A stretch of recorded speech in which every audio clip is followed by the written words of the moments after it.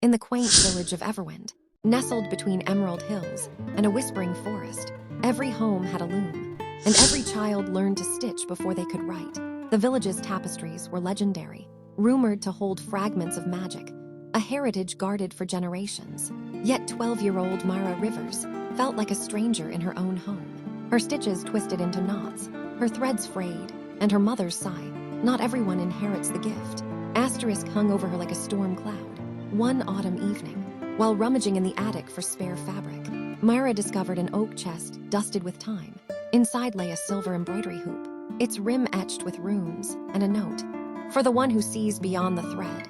Asterisk, it was her grandmother's, a master embroiderer who'd vanished years ago, leaving only whispers of her mysterious final project. That night, Mara threaded a needle with crimson silk and began stitching a sparrow, her hands trembling. As the needle dipped, the thread shimmered, and the bird's wings asterisk twitched asterisk on the fabric. She gasped, pricking her finger. A drop of blood bloomed, and the sparrow burst from the cloth, fluttering around her room, before dissolving into starlight. Heart racing, Mara realized. Her stitches asterisk breathed asterisk, but only when she embroidered from memory, not patterns. Word of her living tapestries spread. Villagers flocked to her cottage, begging for glimpses of stitched sunsets that warmed chilled bones or lilies that purified water. Yet Mara noticed darker changes. The ancient willow at Everwind's edge, a guardian tree woven into every family tapestry, began shedding leaves in mid-spring. Then the river soured, its fish belly up. Her grandmother's note whispered in her mind.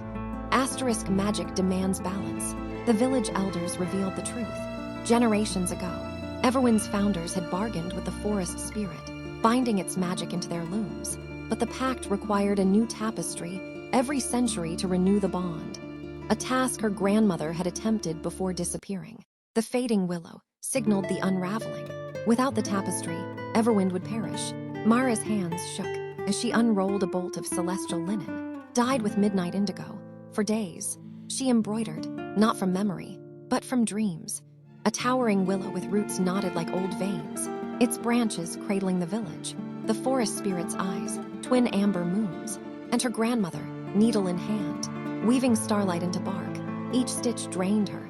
The hoop grew heavy as stone. On the final night, as storms lashed the village, Mara pricked her palm, letting her blood mingle with the threads.